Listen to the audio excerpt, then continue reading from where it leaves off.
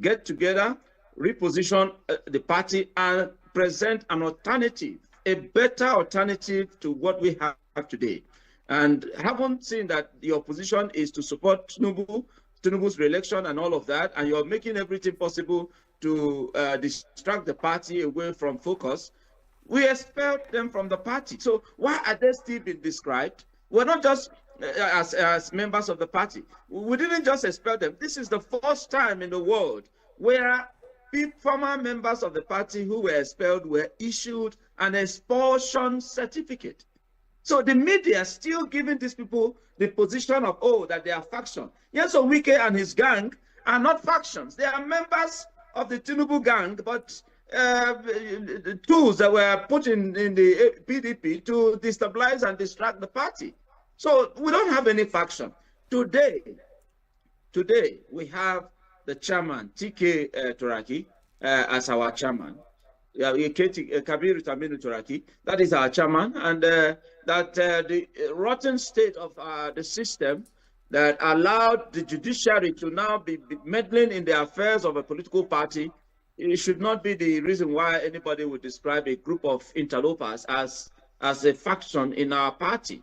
It is simply because the system in the Nigerian state has been so rotten that we can allow this crop of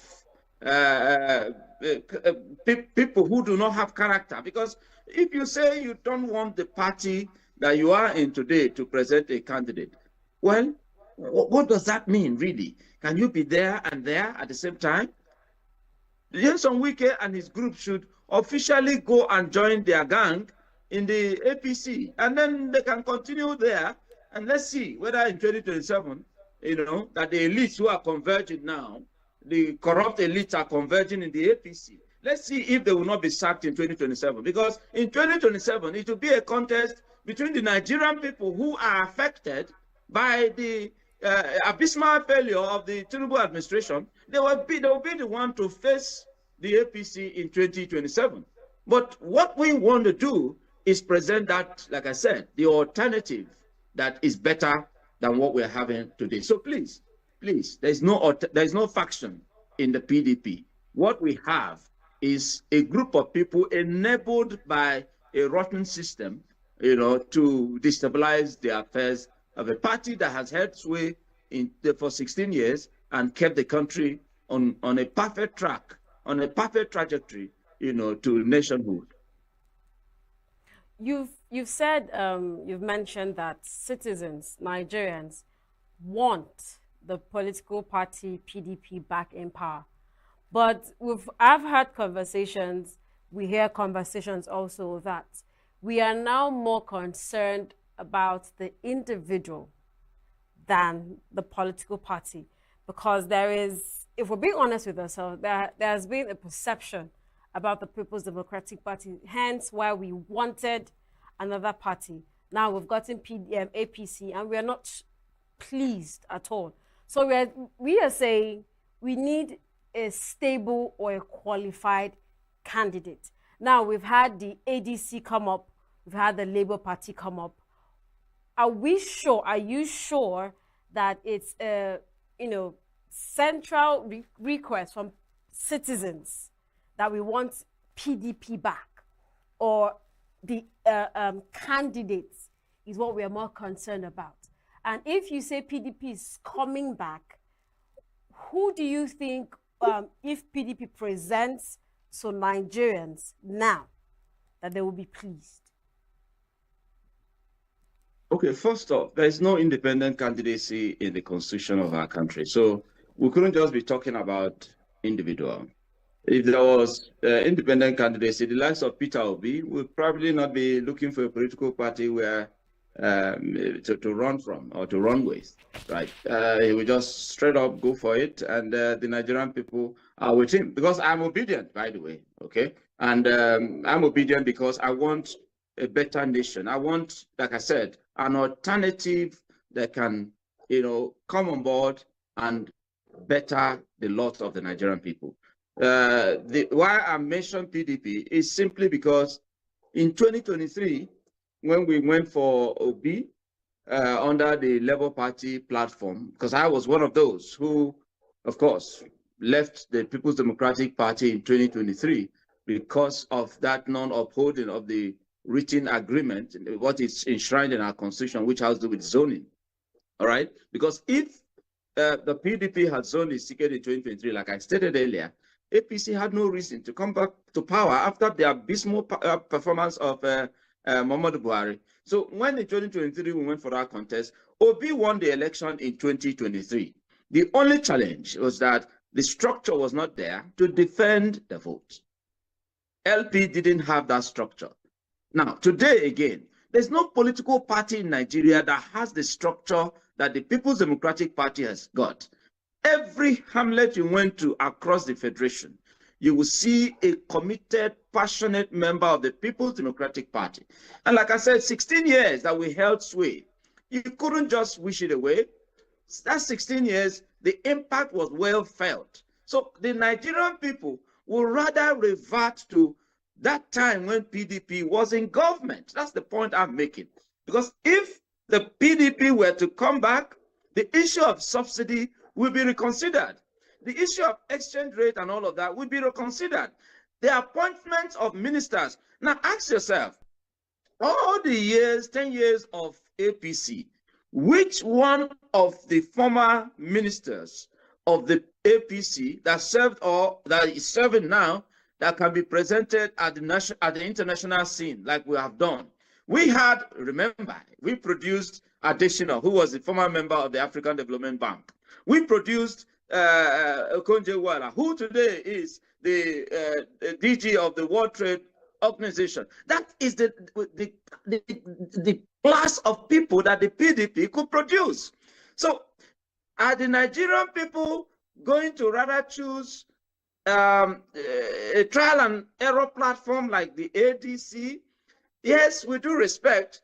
Yes, my principal, my choice candidate who has moved into ADC today, he moved in only because of this presumed destabilization of the PDP. I want to believe that by the time it becomes clear, because I have maintained, and so many of us have maintained, that if the ADC were to give Peter Obi the ticket, the likes of myself, who is a member of the PDP today, would start gingering my party to adopt him as a consensus candidate. Because what we would present to the Nigerian people would be a better alternative to what is in the villa today.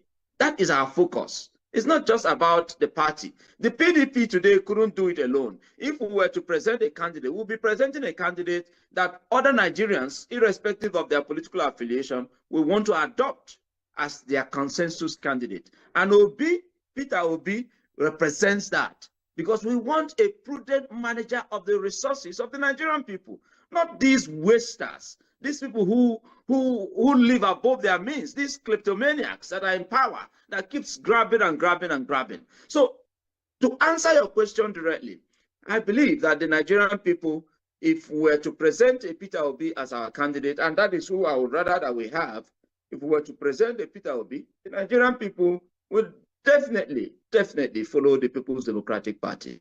And you can't compare it with a platform that hasn't been tested or tried yet. ADC hasn't been tested. LP hasn't been tested either, even though Peter Obi, when he emerged in 2023 under that platform, was able to show the level of impact that he did show in 2023. But should PDP present him, even the Tinubu administration know that the next day they will start packing to get out of the villa, because the Nigerian people would have been ready, because Obi would have won. Obi will win the election in 2027 if PDP were to present him. And we will defend the vote everywhere, because that was his challenge in 2023. There was no structure to defend the vote. And ADC does not have that structure, even as we speak. Yeah, at the end of the day, we are seeing a resurrection and repositioning of the People's Democratic Party. We hope for the best for Nigeria. Any party, any individual that is going to help Nigeria, bring Nigeria to where we ought to be globally and internationally. We are all up for it. Thank you so much for joining me, Mr. Mazi Nnamdi. I wonder why you choose to bear Mazi, but Mazi Nnamdi Irebu. Thank you so much for joining me this morning. It's been a pleasure having you on Thank the you show. so much. Thank you, and have yourself I appreciate it. a wonderful day. Same here. All Thank right, you very this is much. still New Day. We'll take a short break, and when we come back, we'll be discussing or analyzing the... We are local. The international community is observing Why the main market is in chaos. People We are national. Those in support of this motion as amended, say aye. We have taken it by default. We are international. Israeli airstrikes. Donald Trump left us the worst unemployment.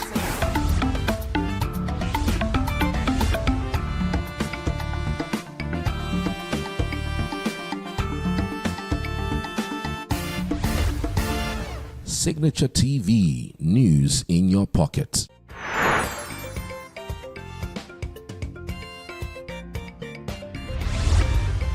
Signature TV, news in your pocket.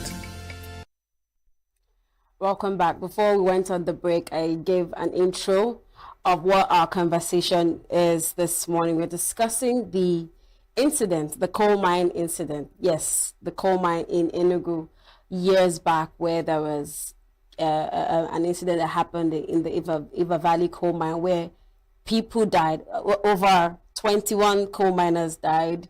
51 persons were injured. And in that time, till this incident occurred in 1949, and in that time till now, they've had back and forth conversations in court whether or not these families ought to be compensated. And just recently, the courts has finally agreed that the British government would have to compensate the families of these coal miners that died 420 million pounds. I mean, that's cool, but to, unpack all of this and see how this is good, how this is bad, how this affects our relationship with the British government is our friend, Barrister Emeka Siri. I finally got it. Yes, you got it. All right, good morning. Thank you. you for joining. It's always a pleasure. It's always a pleasure to have you here with me. Thank you. So now, let's talk about this. I was not born in 1949, and this is actually my first time of learning that there was an incident. Serious? Yeah, I know there is a coal mine, and Yeah. I know somehow it was mysteriously shut down. I don't think the coal mines still operate or function in ENUGU as it is. Okay, we'll talk about Yes. So in that time, let's start from the incident. How is it that it took this long for anything to be done? Because we understand that when people die in cases like this, the cases they are taken to court, the matters are often resolved almost immediately. But in 1949 to 2026, if I do the calculations, well, I'm sure it should be over 50 years. So why did it take that long for the Nigerian government to decide, or for the British government to decide that they would agree to pay these fines? Did they decide to agree? Did they decide that Or they maybe will agree? they didn't have a choice? They did not decide to pay it, and that was why it lingered up to this time. If they had paid it that time, we wouldn't be talking about it now. So for you to say why did it take so long for them to decide, the fact that they did not decide to pay it, and that was why the course of action continued up to now. So the aggrieved families now had to take up the fight. It took many years, of course, and eventually justice is done. What are the implications? Implications about what? The court's rulings for Nigeria-UK relations now at this point, because as like we've said, it has taken so long. And then, the whole back and forth, oftentimes, even in our personal relationships, if you keep having constant quarrels with someone, at some point you tell this person, just stay on your own, let me stay on mine. So how does this affect our relationship? Now, the thing is this, this case is a private case. It's not between Nigeria and Britain. Okay. The families took action It's a human rights action. The families took action against British government. And so, why will it affect the relationship between Nigeria and Britain? Families have taken up the case and they won. So why would they say it will affect Nigerian-British relationship? I don't know how it will affect them. It is the families that took Britain to court and they won. Okay. But it's still the Nigerian court. Yes, it's Nigerian court. Right. Because Britain has presence in Nigeria. Okay. So you can sue Britain in Nigeria because Britain has presence in Nigeria. You can sue whoever has a case with you. You can sue the person. If he has presence in Nigeria, sue him here. All right. Now, the report we have is the court just fined. The British is yet to agree or respond to these fines. Do we see Is them? it a fine? Well, the ruling is Nigeria court fines. That is wrong. If you say fine, fine is criminal matter. Okay. It's not a fine. It's a Compensate. compensation. It's not a fine. Fine is in where there is a crime committed. Then the person goes to prison or pay a fine. Okay. Now this thing is not about crime. This is injury committed to families, to people, killed families, killed some people. So it comes under tortious liability, tort, T-O-R-T. Okay. Yeah, when you damage somebody, you kill somebody, you cause injury to somebody, cause accident or injury to somebody. It comes under civil law. So what you pay is compensation. Government, a court is not giving you a fine because it's not a crime. It is a wrong, a civil wrong. You committed a wrong by killing somebody wrongfully or injuring somebody wrongfully, causing accident, damaging somebody's personality, for instance, even defamation. These are civil wrongs, and the act is actionable in court. So the Nigerian government did not say Britain should pay a fine. No, the court awarded damages, compensatory damages against British government to pay the families, and that's correct. So do we know what is encapsulated in their demands? Because demanding money might not really fill up a hurt sometimes, just money. So were there other specific demands that they made? Well, I remember I read in the news that British government was ordered to publish apology in the national newspapers, both in Nigeria and Britain. Apology. Yes, in a situation like this, money cannot bring back the life of the person. No, it cannot. Yes. Cannot. But we just try to assuage, try to pacify. Just do your best to sort of ameliorate the pains. You cannot. There's no way you can get back the life of the person that has been killed. It's not possible. So compensation is like giving him something. It's like ameliorating the pains. So yes, there is a pain, but take this to ameliorate, to sort of